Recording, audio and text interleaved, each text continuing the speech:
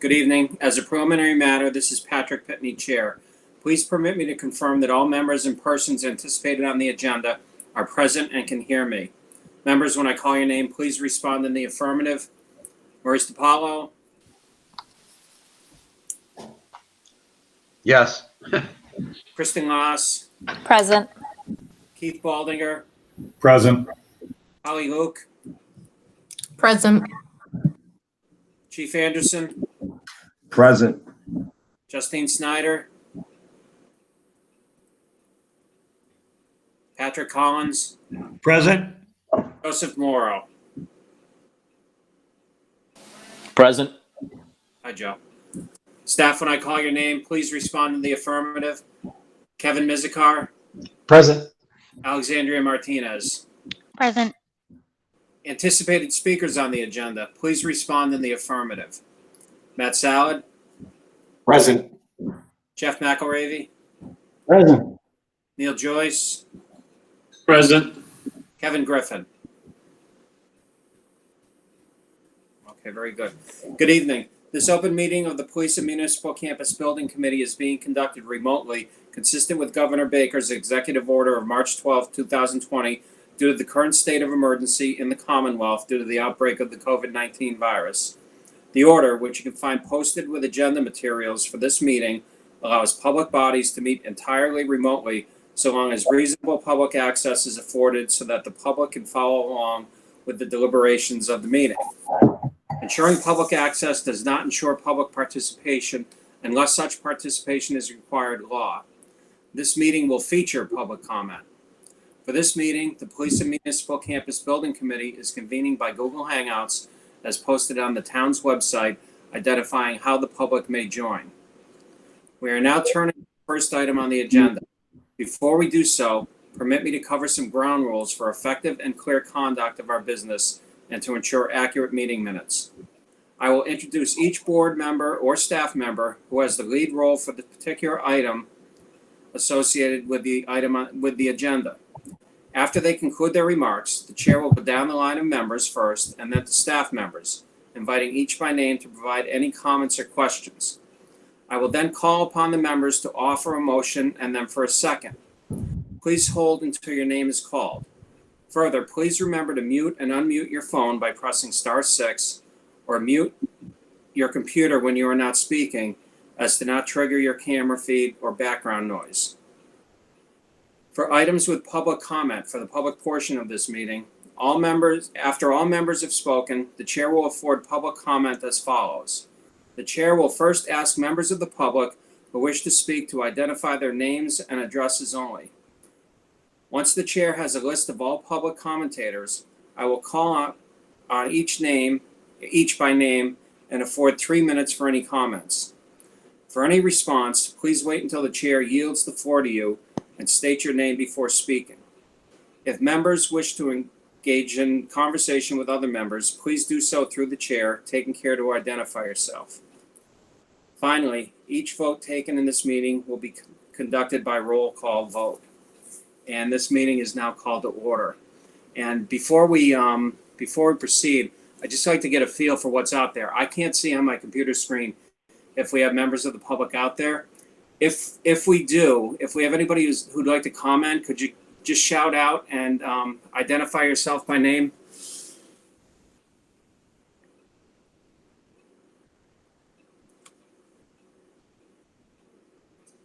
And I am not hearing anything at this time.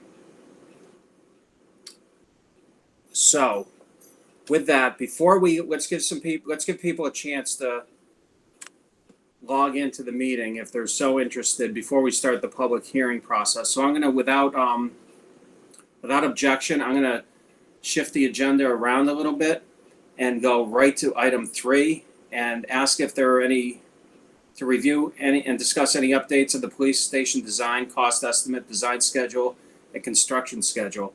So I guess that would be Matt, Jeff, Neil, and Kevin. Do you have any updates for us this evening? On our side, Mr. Pitney, this evening we have no updates since the last presentation. Okay. Very good. And Neil, same on your end? Yes, sir. Nothing new to report this evening. Okay, very good. Well, item 3 was certainly simple. And I'm going to just jump to item 4, again, to give people a few more minutes to log in. Prepare for the September 2020 joint meeting with the Board of Selectmen. Ms. Lass or Mr. Mizikar, do you have anything for us regarding tomorrow? Or Mo for that? Actually, Pat, I don't have anything in particular. I don't know what Beth has planned. Okay. So I can tell you, and Mr. Mizikar can join in as well. We have, a truncated presentation of what we gave to the Finance Committee on Thursday night, but it will certainly be a much shorter presentation. And obviously, we've invited members of this committee to participate in the Board of Selectmen meeting tomorrow night. We'll be asking for their recommendation on Article 1 at that time. Okay, very good. Anything to add, Kevin? No, I have nothing to add. Okay, very good. I think with that then, since those 2 items are covered, why don't we open the public hearing?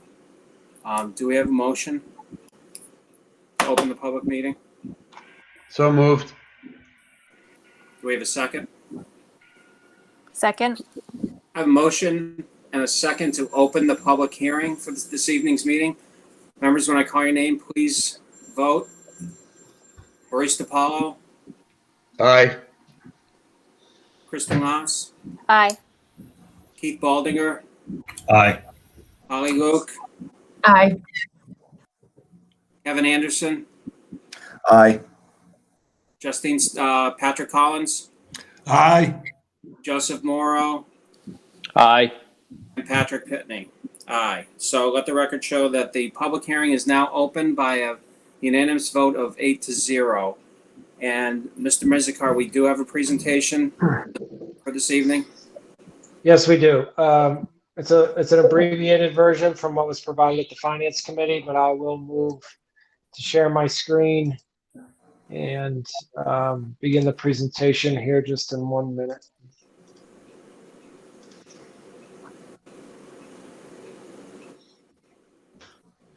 So good evening, members of the Building Committee and members of the public in attendance. It is our goal this evening to walk our way through an overview of the design work that the Building Committee has overseen for a new police station, which will be considered for borrowing authorization at a special town meeting on September 29th at 7 p.m. in the high school field house. This evening, with the committee members present, Mr. Pitney can run through the list of members on the Building Committee, and then we will proceed. We'll be joined this evening in the presentation by myself, Tecton Architects, CMS Inc., who is our OPM, Tecton being the designer on the project, and Chief Anderson will also contribute. We will also discuss briefly the public safety radio system that's being proposed, although not under the purview of the committee. It is a part of the project that's being considered by town meeting. And I will walk through the cost estimate of both aspects of the project, review the debt service and borrowing analysis, along with the individual tax impacts on several different layers of property values within the community. So, Mr. Pitney, I'll turn it back over to you for a brief introduction of the members of the Building Committee, and then we will move right into the presentation from there. Very good. Thank you, Mr. Mizikar. For those out there who are listening, who have not maybe tuned into a meeting previously, my name is Patrick Pitney. I am honored to be the chairman of the Police and Municipal Campus Building Committee. I am an at-large member. I am also a town meeting member, and I spent the previous 9 years as a member of the Finance Committee. Joining me on the committee are Maurice DiPaolo from the Board of Selectmen. Mo is serving as the vice chair of this committee. We have Kristen Lass, assistant town manager. Keith Baldinger, the Public Buildings Division Manager. We have Holly Luke, the Director of the Council on Aging. We have Chief Kevin Anderson, our newly appointed Chief of Police. Justine Snyder, at-large member. We have Patrick Collins, the Assistant Superintendent for Finance and Operations of the Shrewsbury Public Schools. And Joseph Morrow, our third at-large member. The committee has been meeting pretty regularly since late in the summer. We've gotten a lot of work done. We still have a lot of work to go. And I think Mr. Mizikar can provide you a pretty thorough update this evening. So with that, I'm going to hand that back to him.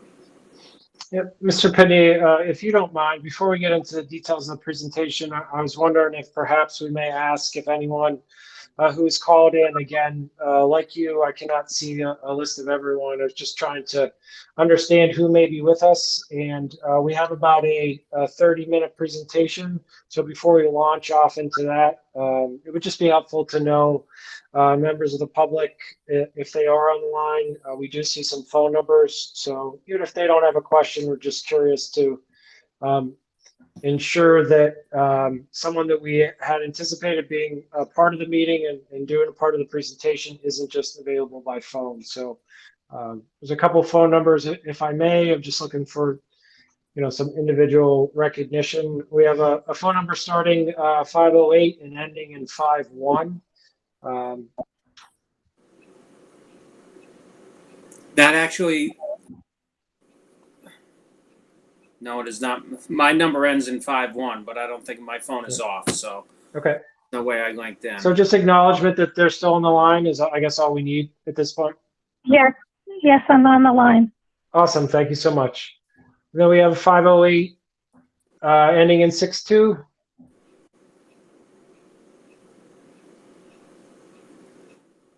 You just have to press *6 to unmute.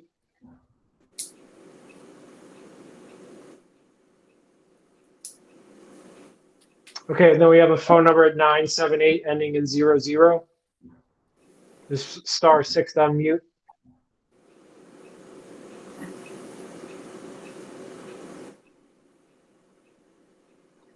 Okay, so we'll just proceed from this point and go through the presentation.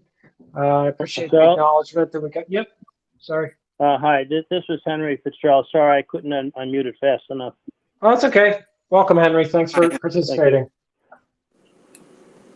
So I will move into the first part of the presentation, which is a review of the existing conditions of the police station, and I'll turn it over to a group effort between Matt Salad and Chief Kevin Anderson. Thank you, Mr.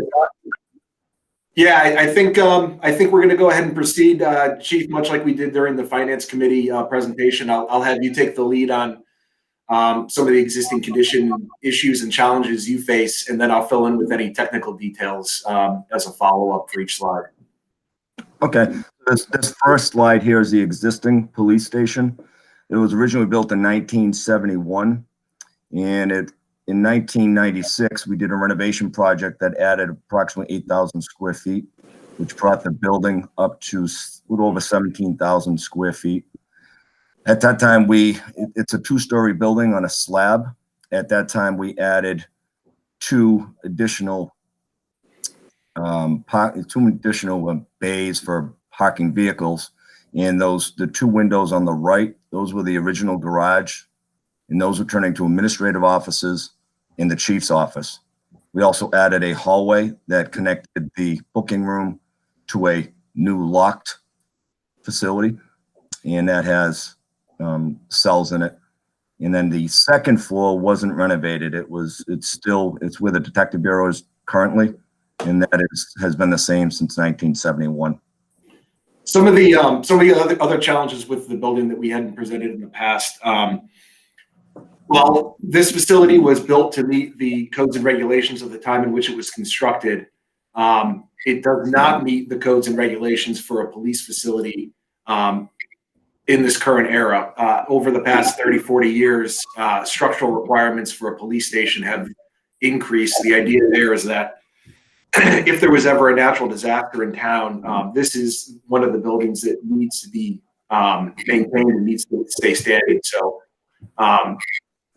The structure currently doesn't meet that, as well as the thermal envelope. The current energy code is much higher of a standard than what this building was built to. And as you'll see in some of the coming photos, some of the insulation is falling down and there are gaps in it. So a new facility would be constructed with a much tighter envelope and be more energy efficient for the town.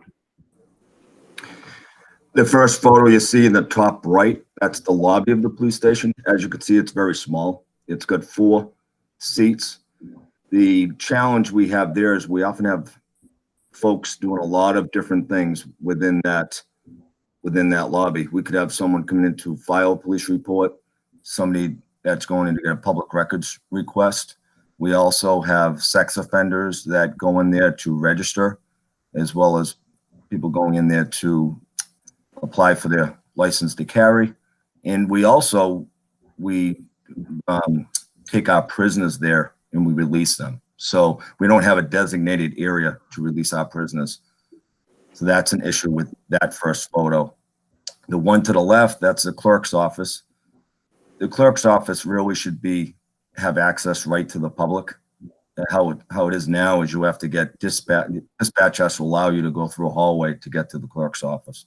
That'd be better suited if that was in an area that the public could have access to it. The bottom right photo, that's the detective bureau. That's the second floor that I spoke about earlier. That has been the same since the early 70s. When the renovation was done in 1996, that second floor didn't change at all.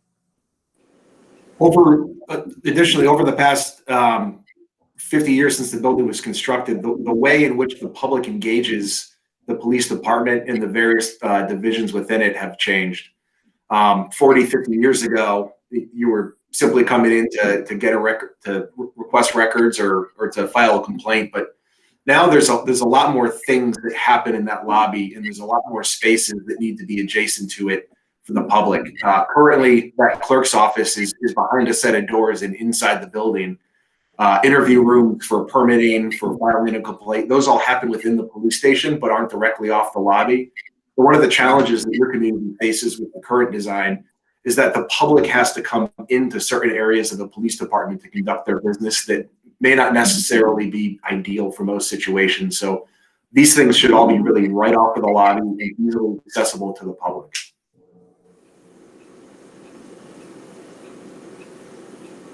Yeah, this is the photo on the right. That's our booking room. We currently have 2 booking terminals, but they're not separate. They're not separated, which ideally they should be separated, and we should have 2 separate areas to conduct the booking. Also, it's hard to see in this photo, but there's a lot of sharp edges in that booking room. And also not shown in the area in that photo is there's 2 windows in the booking room. There shouldn't be any windows. Currently, they have plexiglass over the windows, but if God forbid a prisoner became violent, somebody could get injured going into the plexiglass. Matt, I want me to let you speak on the cell area. Sure. Just another point on the processing area. What you don't see in that photo is that's taken right in the doorway as you come into that space, and there's really not a lot of room between entering the processing area and the booking desk. And just to the left of that image is a holding bench where you would bring in a detainee and go about your business booking them. And what it doesn't afford is a lot of space if somebody's combative or really giving you a hard time. And having a little bit more room and maneuverability is really in the best interest of officer and detainee safety in case somebody is being very cooperative. The other 2 photos on the left, those are some images of the cell and lockup areas. The photo on the top is when you first come into the male cell area and you see those lockers to the right. Those are property lockers. So as people are coming in, if they have backpacks, things like that on them, that's where you would store them. And those really should be in a secure area where you're not bringing the prisoner past. Again, like the chief said, those are some sharp edges, and if somebody's being combative, those can cause some harm. Additionally, one of the challenges he faces, these cells don't meet the Department of Public Health regulations in the state of Massachusetts, and they have overall jurisdiction on the design and operation of these areas. And the reason why they have jurisdiction is because the first 24 hours of incarceration is when a person is most likely to do harm to oneself. So the biggest restriction in these cell designs and in the maintenance of a detainee in these cell areas is making sure that they're safe to themselves and they're not causing self-harm. For these areas have low ceilings. There's areas where somebody could tie a ligature off of to the ceiling. A lot of the light fixtures and equipment that's used for monitoring the prisoners are really low and are at risk of being damaged by anybody that's being violent. And really, the issue with this area is that there's no way to really renovate it into a way that would be compliant. It's a very expensive space to renovate, and just like you would see in the movies, these are thick, heavy walls, and you can't just cut holes in them and renovate them to suit your needs. So this is something that going forward would have to have special attention paid to.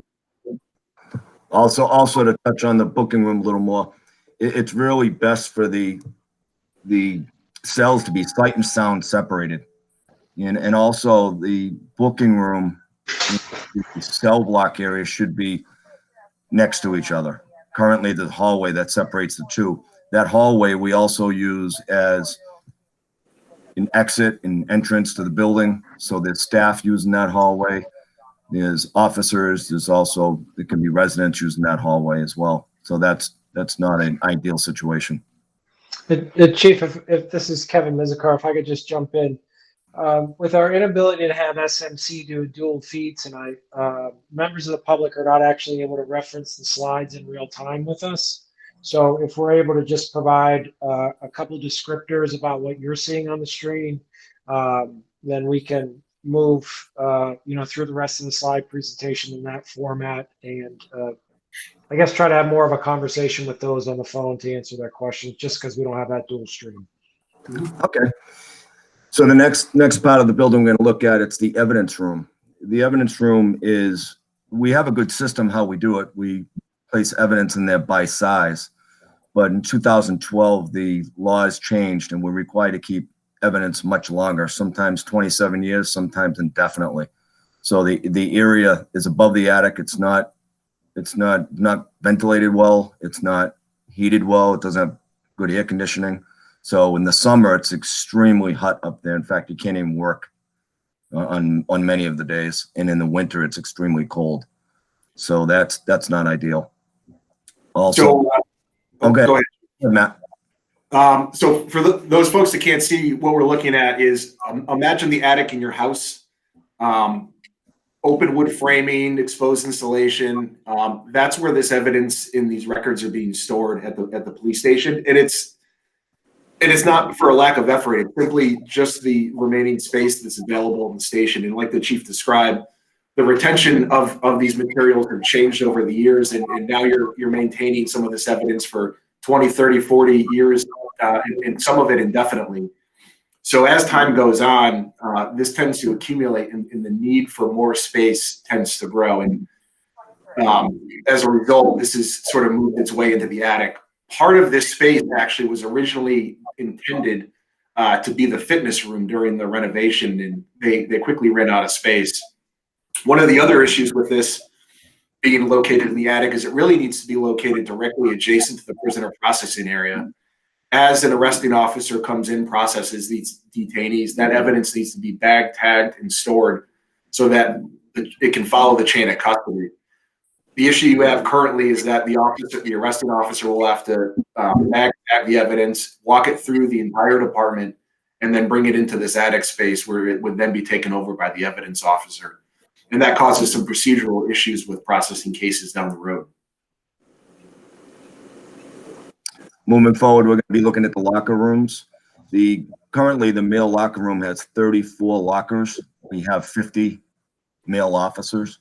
And the female locker has 6 lockers. We have currently 1 female officer. But moving forward, as we diversify the department, that may be a challenge. So we need additional locker space. And Matt, I don't know if you can explain how the lockers have changed now. Yeah. So For those that can't see the screen, these lockers that the department currently has are essentially a little bit wider, but the same design as you would have in a high school or a middle school. And one of the issues with that is that the type of gear that's being stored in these isn't simply books and bags.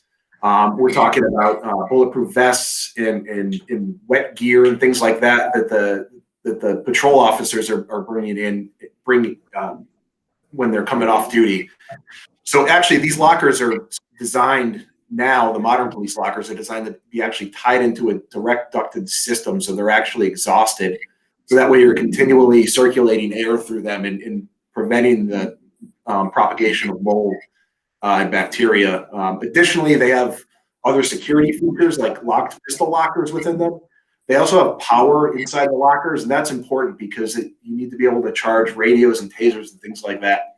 Currently, that's being done in another part of the building, so patrol officers, when they're getting ready for their shift, are having to go to different parts of the building to grab their gear and get on the road, and there's a lack of efficiency by doing that.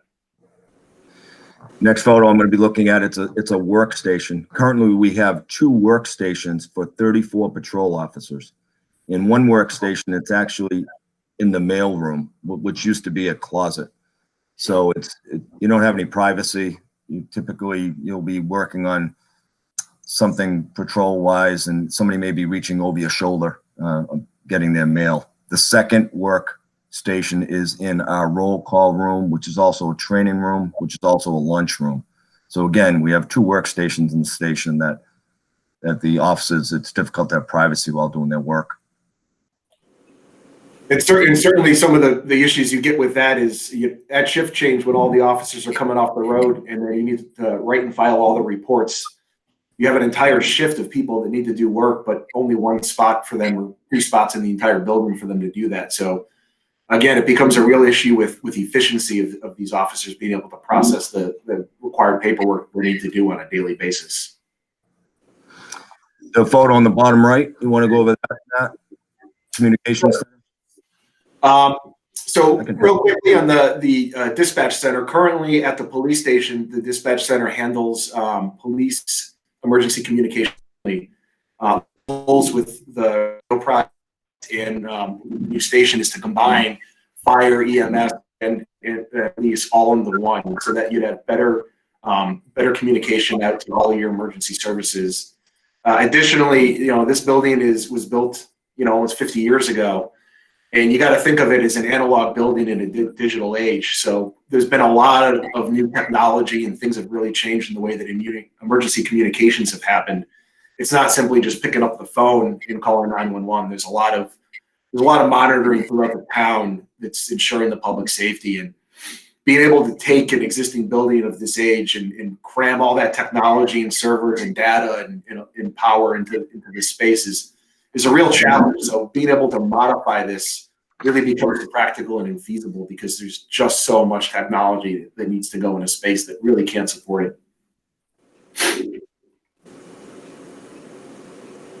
now we're going to move quickly into the conceptual design of the new police station, and I'll do my best to describe these images that we're looking at. The first one is an aerial overview of the municipal campus in its entirety. And just to the northwest of the existing police station is what we're proposing the new station to be constructed. What this affords us is time to build without disrupting the current operations of the department. We're able to build, construct the new station, move the department over and in, get it online, and then demolish the existing building or repurpose it for future use. What we're also doing with this is giving the police staff their own entrance in their own separated parking lot. Currently, all the police personnel vehicles, unmarked cruisers, they're all sharing the same parking lot as the town offices, and that creates a safety issue between the officers and the public. So giving them their own space and getting them away allows them their own access, and it also allows them a little bit easier response during emergency to get out into the public. We're also giving a little bit of covered parking to the cruisers. That way, during snow events, inclement weather, the officers could just get out to their cruisers and get on the road and respond to an emergency rather than having to run out and clean their cars off.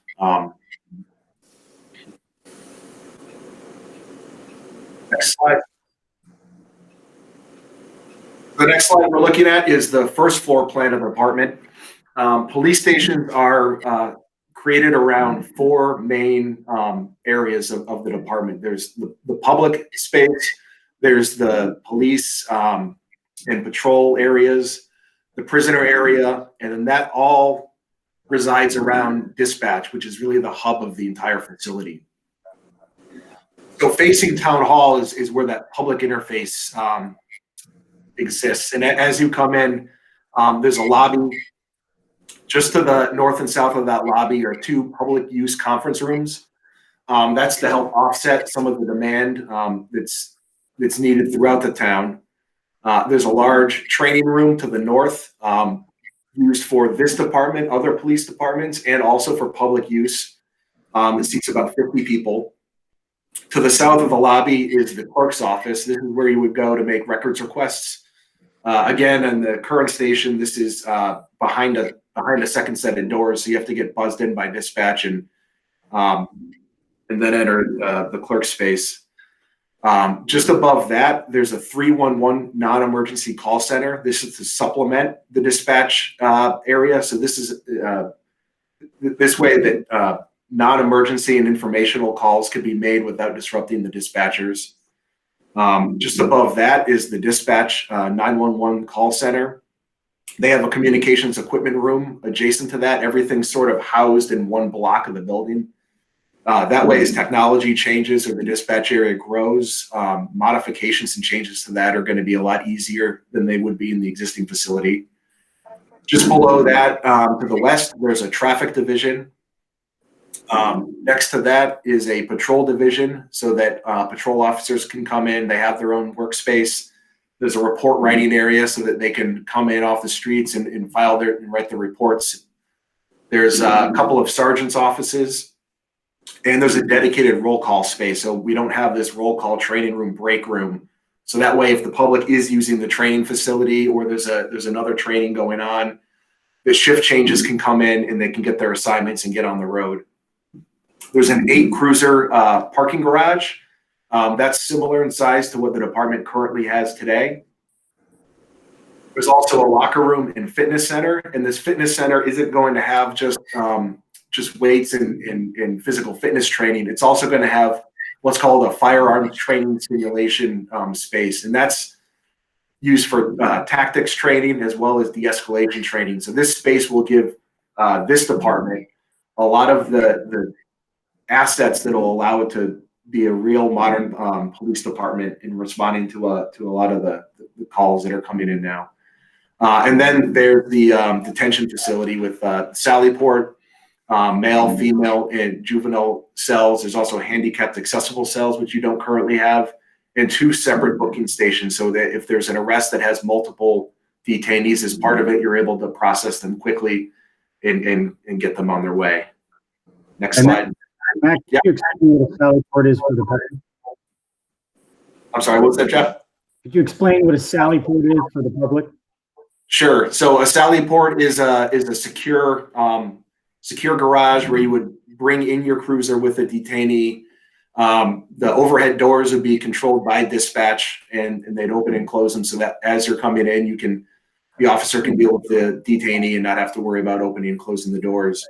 One of the issues you have with the current station is that the overhead doors are just too low, and the space isn't large enough for you to get an ambulance in. So if a prisoner had a medical emergency, an ambulance currently can't get into your Sallyport and safely and securely bring that prisoner into the ambulance and get them to the hospital. So the new Sallyport will afford that.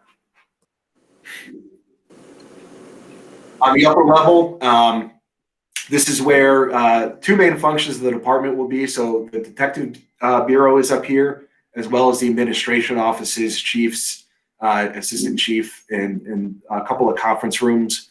There's also a staff break area. So an entire staff-wide break area would be up here, separate again from roll call and training, so that this can be utilized for its sole purpose and not divided up different parts of the day. And then there's also a locker room on this floor for the administration and detectives. So that way that they can use this space and stay up here when they're working 2-3 shifts at a time on longer cases and in larger emergency events like a weather event.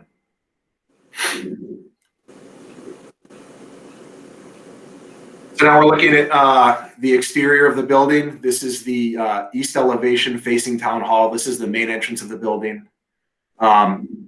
We wanted to really reflect the character of Town Hall while being sort of subservient to it. So the massing is a little bit smaller than the Town Hall building, but some of the articulation vocabulary of the design is very similar with the same brick, some of the hipped roofs that you have over the front entry. A lot of the windows on the lower level are raised up high, and that affords some protection to the officers and some of the staff that are working the building if anybody was to ever try to attack the building or the officers inside of it. By having the windows up high, we're able to protect everybody inside. And then there's also low planter walls, one to bring the scale of the building down, but two to also provide a little bit more protection to the building if anyone was to try to drive a vehicle into it, which, sad to say, actually can happen. Around to the south elevation, this is facing the street. We're bringing some of that same articulation around that large expansive window in the middle. That's the stair tower up to the second floor. Around to the back of the building. This is where the garages are and the sally port off the left. The patrol offices are to the right. And again, the high windows here. We're also bringing around a stone water table that would help break up the brick mass of the building a little bit and give a little bit of a horizontal line to it. And then to the north, to the right of that elevation, that's where the fitness and training area is. Off to the left is the training room, and above that is the break room. And again, at the stair tower, we have that large glass stair tower that helps break up a little bit of the building and brings the natural light in. This is a massing study that shows a comparison with the senior center, the town hall, and the police station. So this does show that the police station is a large building on campus, but by really working with the front entry mass and the hipped roof and sort of taking the top off of that and bringing a little bit of flat roof in there, it really brings it down in scale when compared to the town offices, but it stands on its own and fits with the campus nicely. Oh, sorry. This slide we're looking at is a description of some specialized spaces within this police department program. We spent a lot of time working with the current and previous chief in the department and really trying to understand the way in which they do policing in town and the way that this community would value this this town asset. And a lot of these spaces are really unique to this police department, and those are some public use conference rooms. We don't have those in every police department, in every police station, but this is a deficiency town-wide, and by bringing it into this station, it encourages the public to interact with the police and gives them a reason to be in the building, but also helps offset some of that need in town. We're also developing this 311 non-emergency call center. Additionally, we're adding in a traffic division. This is something that the department is building over time and will be something that, looking to the future, is a need in town. We also have a services division, which right now is sort of scattered throughout the department. This is giving them a home so that they can actually conduct their work efficiently. Again, the firearm training simulator and de-escalation training space. This is a new trend in modern policing and will help train this department to respond better to the future needs of the town. We also have the parking garage. Not every department has a parking garage, but yours currently does. We don't really want to take away any program that they currently have. We really want to build on it, on what's already existing. So that's part of this program. And then we have about 1,200 square feet of additional future growth space on the second floor. This is for unanticipated growth in the department over time. The chief can speak to sort of the way that policing is changing and this department is changing over time, and it'd be short-sighted to not include this and have to do a costly addition 10 or 15 years from now. And this really helps future-proof this building going forward. Yes, just to touch on that. So, you know, it's changed over the years. When I first came on, it was more of an arrest model, and it's become more of a service model. So, for example, 1972, that year, I believe we had a little over 1,500 arrests, and we didn't even track how many incidents we had. So last year we had 396 arrests, but we had about 37,000 incidents. So we provide a lot more service to the community than just making arrests. We no longer work under that model. So going forward, having those community rooms off of the lobby and having an area that's better suited for the community and police to interact would be beneficial for the town. So this is just the next slide we're looking at is just a quick look at the schedule moving forward. Should this be approved at town meeting and on the November ballot? And what we're looking at with this schedule is a construction manager risk model. And that would look at us moving immediately following the November election into design development. The design currently is a schematic design, and so we'd be further developing that, and simultaneously we'd be applying our waiver to the Office of the Inspector General to procure this under Mass General Law, Chapter 149A, for the alternative procurement process of CM at risk. We would then move, once that was approved, into the pre-qualification of construction managers, interviewing, and then eventually bringing a construction manager on board. What this allows us to do is accelerate the construction schedule so we can release multiple construction packages. And that allows us next July to start construction in clearing of the site and laying of the footings and foundations. This allows us construction period into 2022 with a move-in period into the new building of November of 2022. Following that, we look at demolishing the existing building, clearing that site and preparing it for new parking and grading. And we'd have a complete project June of 2023 with this schedule.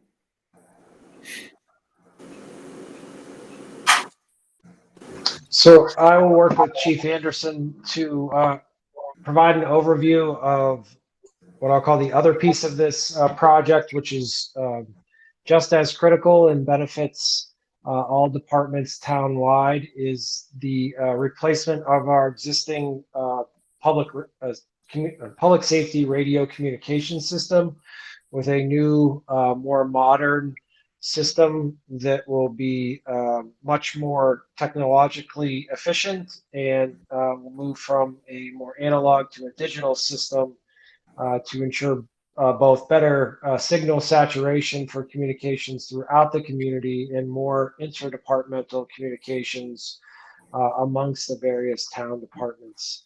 Our current system was put into place in the mid-1990s, and we have both saturation issues, i.e. we cannot get a signal in all areas of the town, which is not the type of public safety communication system that individuals would want our officials to rely upon when they're responding to emergency for them or their loved ones.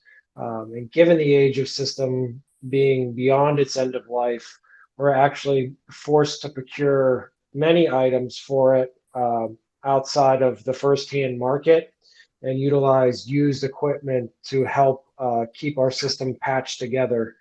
For instance, in 2017 or early 2018, we had a lightning strike and we lost some aspects of the equipment, and we really struggled to replace those and then have another backup on hand for those critical components of the system. Chief Anderson will describe public safety compliance in this new radio system and how the technology will work generally.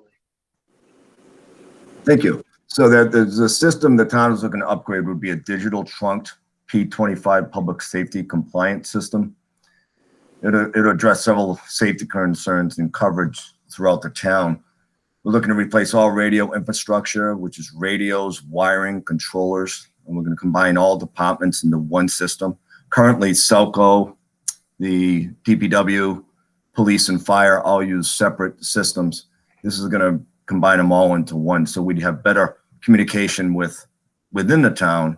And also a benefit of the system is we'll be able to communicate with other towns as well, and more proficient. So if we had a major incident, we could communicate with other towns and surrounding agencies. We're also going to add additional channels for the PD and fire for their specific incidents. They can go to a certain channel and they can communicate on that channel. The other things we'll have is a secure channel for detectives. And this system will lead to better, faster response to emergencies and better coordination of our public safety responders, because it's going to decrease the dead spots. Basically, what it's going to do is it's going to upgrade the band to a higher, I would say it's more organized band, so it's not going to have as much interference, and it just provides a better system for the entire town. And I can let everyone know that this may seem like it's being just tacked onto this project, but the public safety radio system was one of the first challenges that both Chief Vona and then Chief Hester brought to my attention in initial meetings whenever I came aboard in 2017, and planning was already underway in that time frame for the replacement of the system. There wasn't a lot of communications with the public about it because we were very successful in getting state grant funding to be able to fund a feasibility study to help offset what could have been some of the design costs for this system. So relying upon that state funding that Senator Moore was able to secure for the town, we've gone about our design and feasibility for this project really outside of a lot of public communications.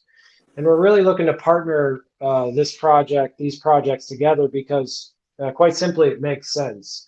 So this system will be able to be constructed independent of the new police station. But at that time that we're ready to turn over the new station and open it up, it will be much more turnkey. The new components of the radio system will already be integrated in. There won't be any rip and replace inside the building. So while it's important to combine them together, one is not solely reliant on the other. Also, as this project breaks down, the radio system total estimated price tag, and we're trying to be conservative so we don't under ask, is about $5 million. So that's kind of a big ask for a project like that on its own. There's not a lot of public feasibility or public visibility into this system. And presenting it, on its own, I found throughout my career, and if you do any research, these projects are more challenged when they stand on their own. Bundling them together and providing a complete public safety package is often the best way to proceed. So I'd like to talk just a little bit more about the proposed cost estimate for the police station, and then we'll move into some of the analysis of that cost as it relates to our debt service schedule and our tax impacts. So really briefly, the total construction cost and soft cost for the projects total just shy of $37 million, $36.9 million. And that's the total all-in cost. That's the bricks and mortar aspects of it. It's the design costs. It's furniture, fixtures, and equipment. It's the technology that's needed inside of the various conference rooms, computers for the officers, and things like that. The communications equipment aspect of this project, as I previously mentioned, is about $5 million. So bringing the total cost to just shy of $42 million. $42 million will be what we seek out at the borrowing authorization. And I think as we have a proven track record in this town, this building committee kind of has big shoes to fill. We're certainly confident they can do it, but we aim to provide a reasonable price to allow the town to understand what the total maximum cost of this project would be, and then work down from there. First of all, we're very early in the design process. Hopefully we find efficiencies along the way. We have plenty of work to do on the mechanical systems within the building to make sure that we provide the most cost-effective solutions for the long-term operation of the building. And we'll always look to find value both prior to putting this out to bid and then once it comes back and working with that construction manager at risk. The most recent example, just one of many in our project management experience on a major project, is the construction of the Beale Elementary School. That project is well over 50% constructed, and we've barely touched any of the contingency. In fact, within the owner's contingency, we've touched less than 2%, or about $75,000 out of $4.3 million worth of contingency that was set aside. So not only are we going to work with the designer and the OPM to design a very thorough project, so we don't have those change orders, but we'll manage that construction throughout to make sure we minimize the cost and increase the value to the taxpayers of Shrewsbury. When it comes to the estimated operating cost changes for this facility, we do see the utilities, given the change in the overall square footage, increasing about $60,000 on the average year. That will depend a lot on the efficiencies of the system that are installed. We'll be meeting environmental design standards, given the fact that we're a green community and we're obligated to do so, but also just makes good fiscal sense to make sure our utility costs are as low as they are while meeting the effectiveness of those systems within the building. And then we are planning to make some more notable changes in the way that we provide custodial and cleaning services on the entire municipal campus. That would include the reduction in the total number of contracted hours for night cleaning and the increase in hours of in-house staffing as we increase the footprint within this campus. And the total net change in that aspect is estimated to be about $5,000 a year. So our estimate at this point really is a net increase of annual operating costs over the existing station of about $65,000.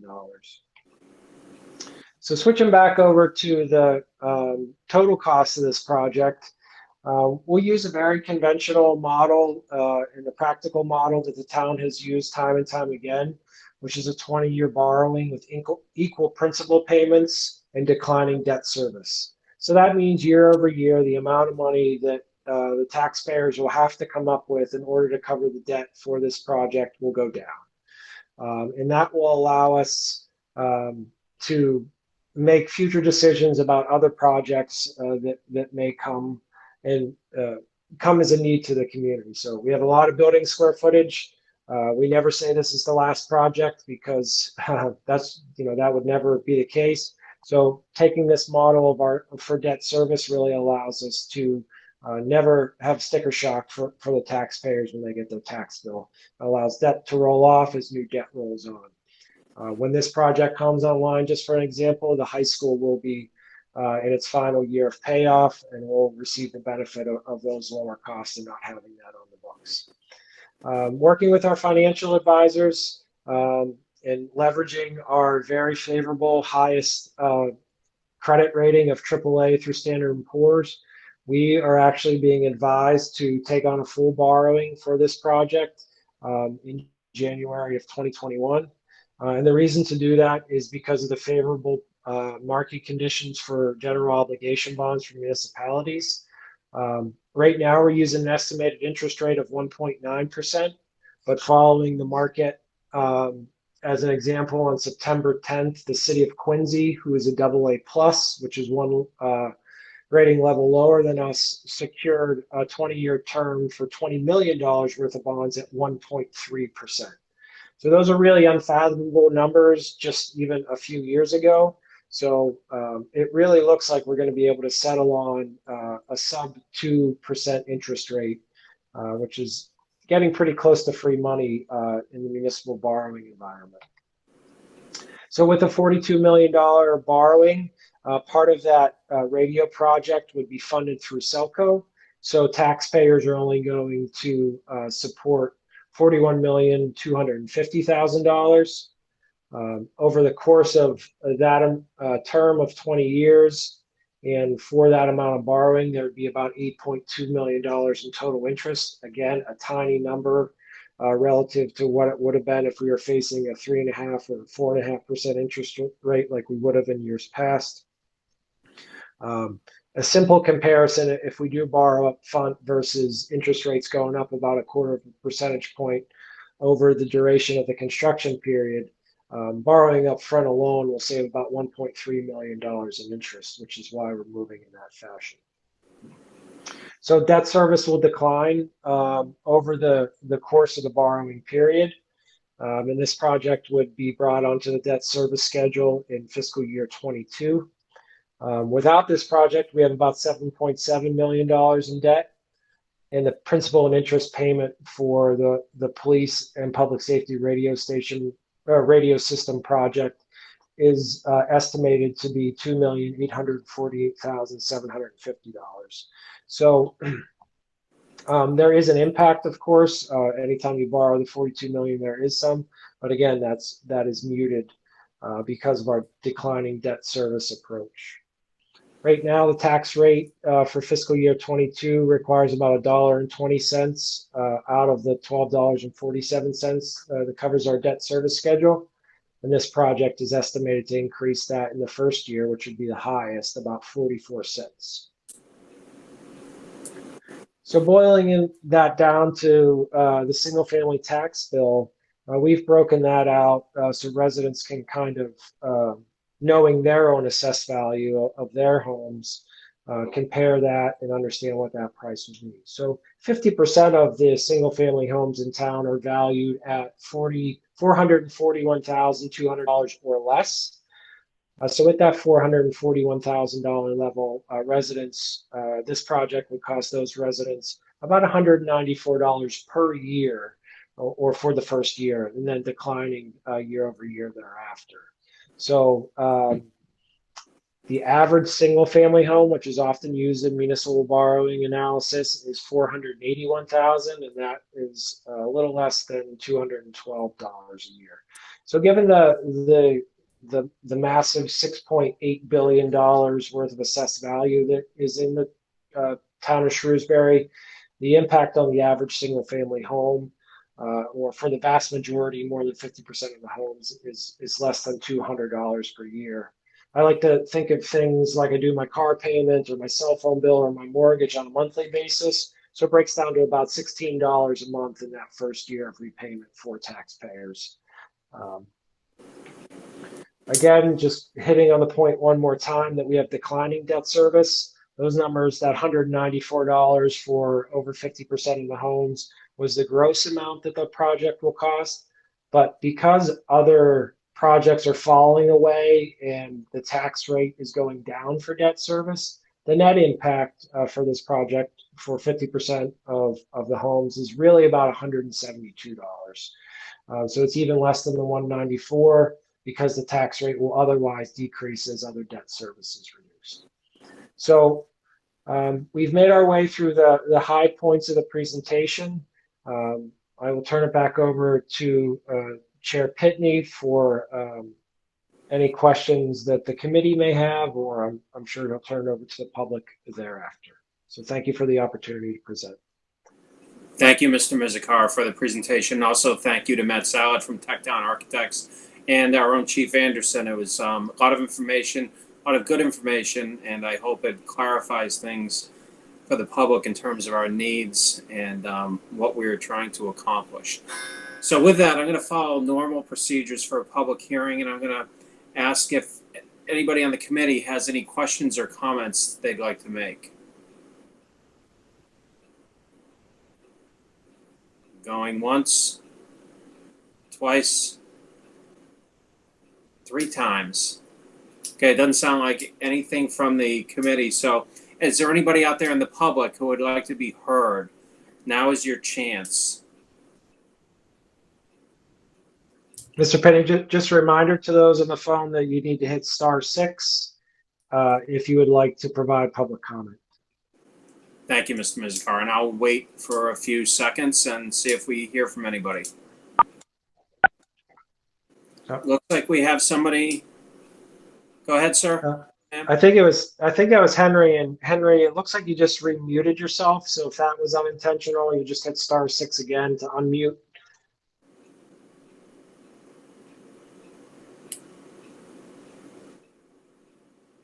Are you out there, Henry? There you go. There you go, Henry.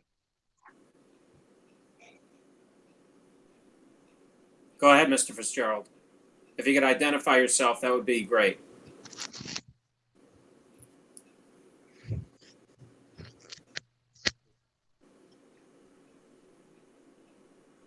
Still not able to hear him. I can see that his phone is unmuted. I see him on mute again. Henry's still on mute. I don't know if there's an internal phone setting. better? Yes, there you go, Henry. I got you. Go ahead. Oh, boy. What a mess. Listen, I was just curious as to comparing this current size of the building to the projected final size of the building and a kind of a cost per square foot basis. Sure, Henry, before we get to that, if you could just identify yourself for the people. Yes, Henry Fitzgerald, 17 Hutchins Street. Thank you very much. And your question has to do with the square footage and the cost per square foot? Right. Very good. Matt?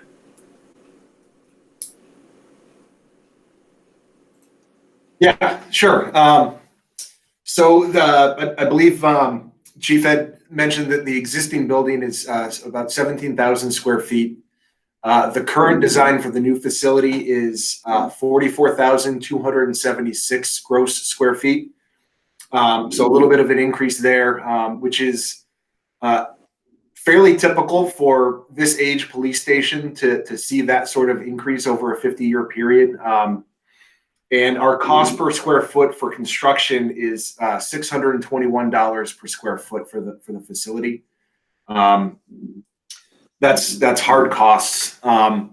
We've also provided previously a comparison comparing multiple municipalities throughout the Commonwealth. And based on the current design that we're showing now through our estimator, AM Fogarty, we're on the lower side of cost per square foot for this type of facility. So we really are building quite a bit of value in with this project. And a lot of that is related to office space and things like that in the way that the building is programmed. We've quite a bit of less expensive space offsetting a lot of that expensive square footage that you get with a police station. Okay, thank you. Anybody else out there with questions or comments? Henry, do you have a follow-up or are you all set? Set. All set. Okay. Anybody else out there?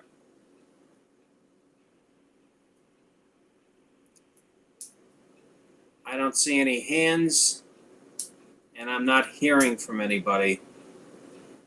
So with that, I guess we've given everybody proper and ample opportunity to chime in if they would like. With that, I guess we can close the public hearing. Do we have a motion to close the public hearing? I move we close the public hearing. Do we have a second? Second that motion. Thank you. We have a motion and a second to close the public hearing. When I call your name, please cast your vote. Maurice DiPaolo? Aye. Kristen Lass? Aye. Keith Baldinger? Aye. Luke? Aye. Kevin Anderson? Aye. Patrick Collins? Aye. Joseph Morrow? Aye.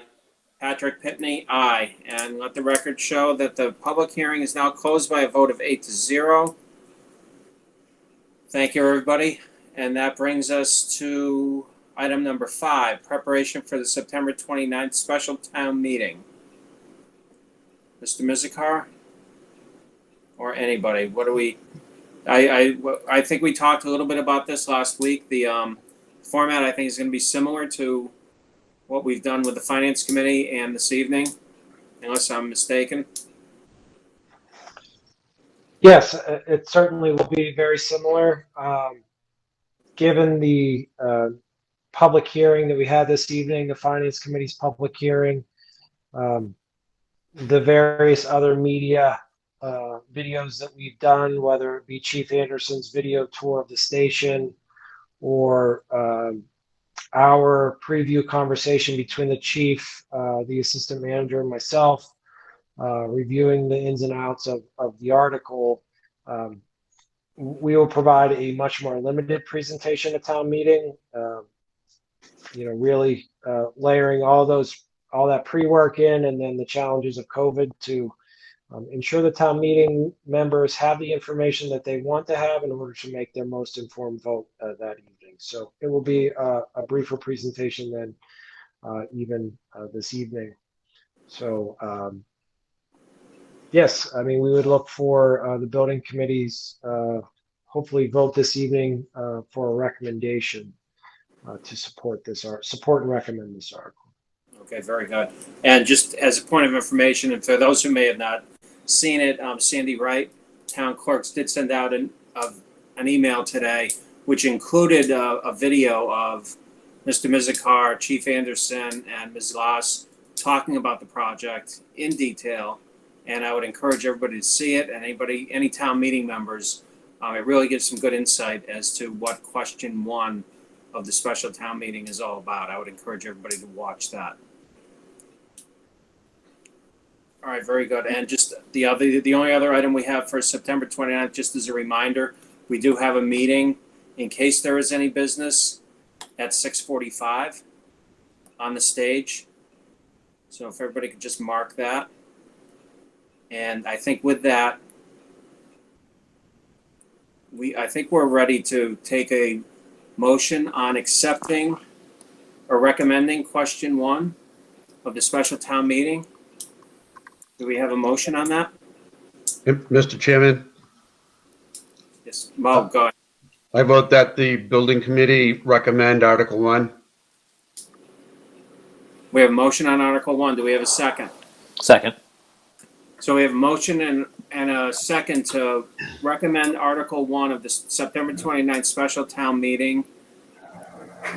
When I call your name, please cast your vote. Maurice DiPaolo, Aye.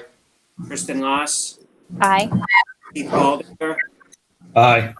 Holly Luke, Aye. Chief Anderson, Aye. Patrick Collins, Aye. Joseph Morrow, Aye. and Patrick Pitney, aye.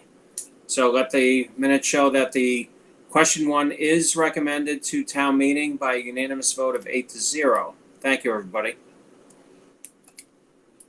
And that brings us to item 6, which is set the date for the next meeting. And again, I think this is something that we covered at our last meeting. We not only have the September 29th meeting on the stage, but we also scheduled a meeting for November 9.